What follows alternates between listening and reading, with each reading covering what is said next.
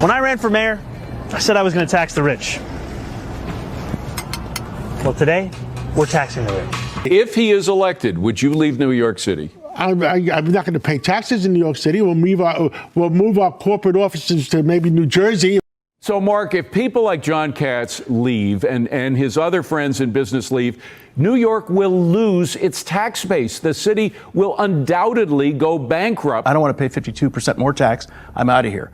And these are the kind of people who have the resources to get up and pack up and leave. New York is losing millions of residents as Zohran Mamdani doubles down on higher taxes and escalating spending. This is happening because his policies are driving up costs while businesses and high earners relocate. The result is a shrinking tax base, rising pressure on those who stay, and a city being pushed into a cycle that keeps getting worse. People have the money and the resources, they're going to use it, and the only people who are going to be hurt are New Yorkers who actually depend on the business that they bring into New York City. Let me start with what Mamdani refuses to admit out loud. People are already leaving New York, and they are not doing it quietly. Analysts are calling it a brain drain, a capital drain, and a people drain, all happening at the same time. That is not a slogan. That is a pattern. High earners are packing up and heading to Florida, Texas, and Tennessee. These are not random destinations. These are states with lower taxes and fewer restrictions.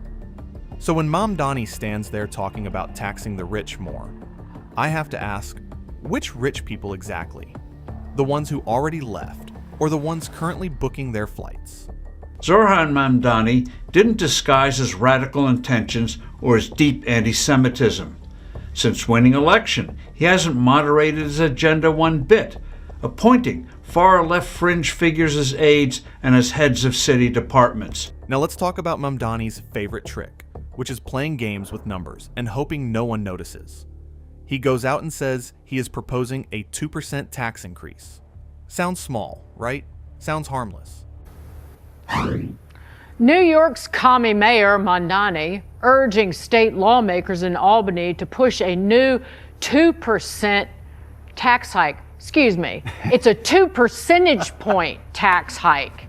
But when you actually look at the math, that 2% bump takes the tax rate from 3.8% to 5.8%. That is not a small adjustment.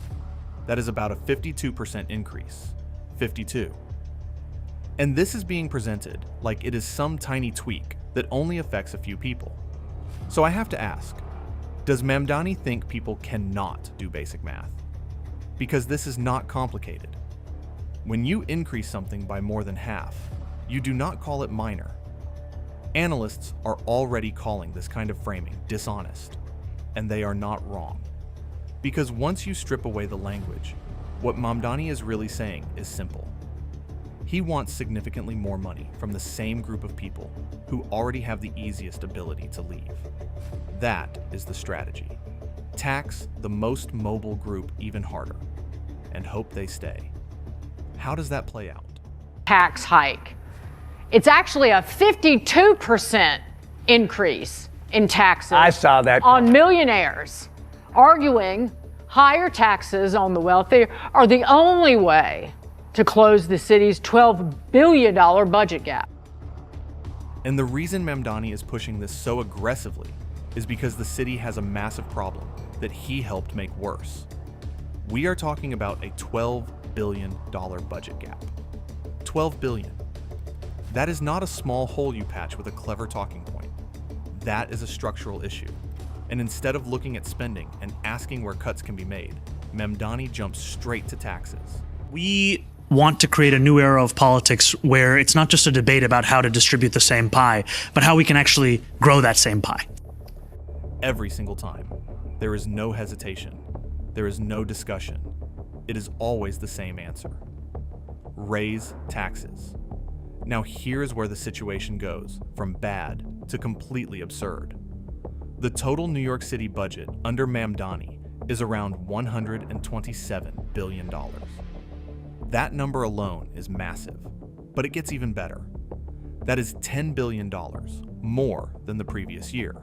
Yeah, no, as Dagan said, there's a fundamental dishonesty about the numbers here. 2%, oh, that's small, that's no big deal. But when the tax rate is about 3.8 and you add 2% on top of that, you go from 3.8 to 5.8. That's not a 2% increase, that's about a 52% increase. And I think the advice I'd give is if people happen to live in Texas, Tennessee, or Florida, get ready to have a lot of New Yorkers as your neighbors. So while the city is struggling with deficits, Mamdani is increasing spending at the same time, not stabilizing it, not controlling it, increasing it by $10 billion in a single year. And if you want perspective, compare that number to Florida. The entire state of Florida, with roughly 3 times the population of New York City, has a budget that is smaller. Let that sink in. A city is spending more than a state with triple the people. And Mamdani wants you to believe the solution to this is higher taxes, not better management.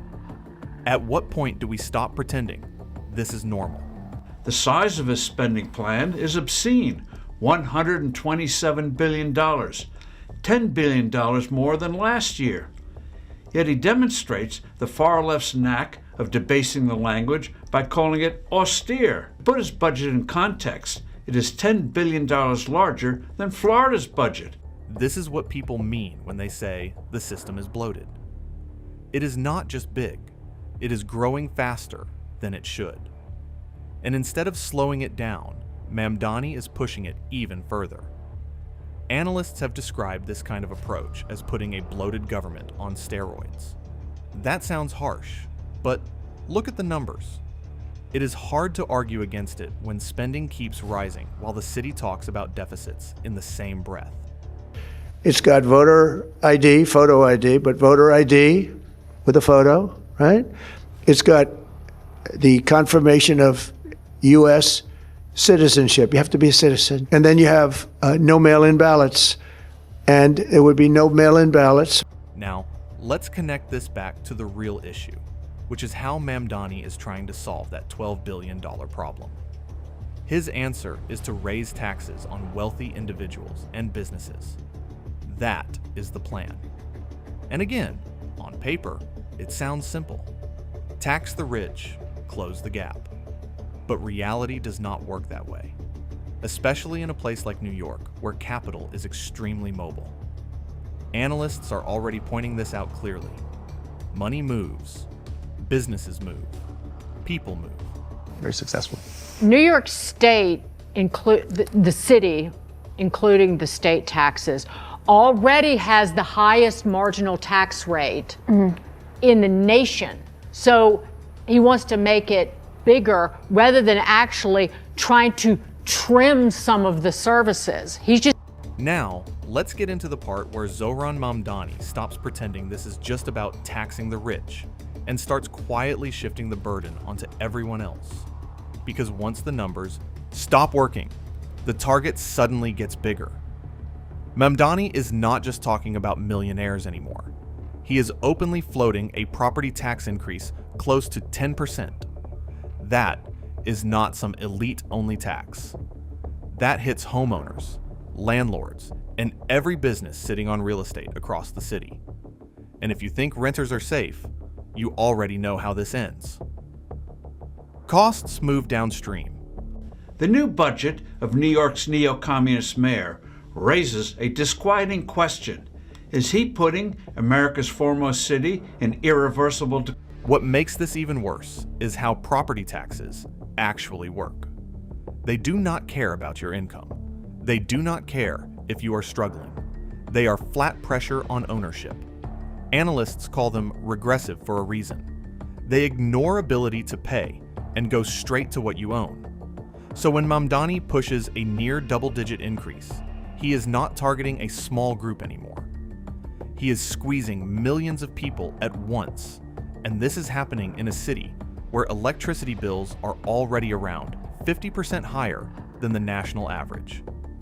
People are already stretched, and his solution is to stretch them further. Albany has to approve local income taxes. The state and the city have feasted on money coming out of Wall Street thanks to gains from the stock market boom. But they're aware that stocks don't go up forever, and more to the point, banks and financial firms are moving personnel to Texas and elsewhere. And here's the part that really exposes the pattern.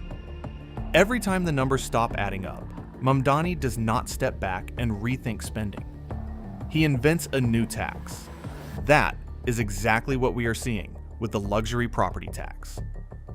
Homes valued above $5 million, especially those owned by people who do not live there full-time, are now being targeted with an additional annual charge. On paper, it sounds clever. Go after unused wealth. Make it sound fair. But then you look at the actual numbers, and it falls apart quickly. I'm thrilled to announce we've secured a pied-à-terre tax, the first in New York's history. This is an annual fee on luxury properties worth more than $5 million, whose owners do not live full-time in the city. Like for this penthouse, which hedge fund CEO Ken Griffin bought for $238 million. This pied-à-terre tax is specifically designed for the richest of the rich. That tax is expected to generate around $500 million a year. $500 million. Sounds big until you remember the city is dealing with a $12 billion gap and at least a $5 billion shortfall in the near term.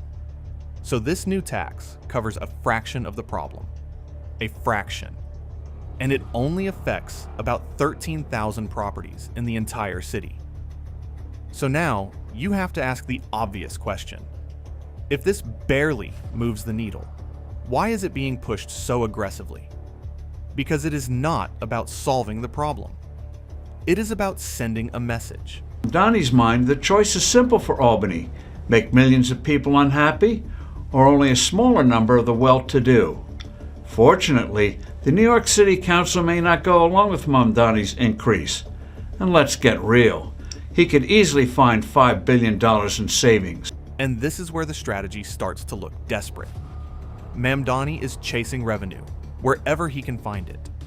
Income taxes were not enough. Property taxes are not enough.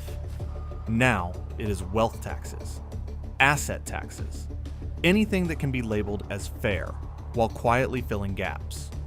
But the problem is not the category of tax. The problem is the size of the hole. You do not fix a multi-billion-dollar deficit with $500 million patches. That is not a solution. That is a temporary cover.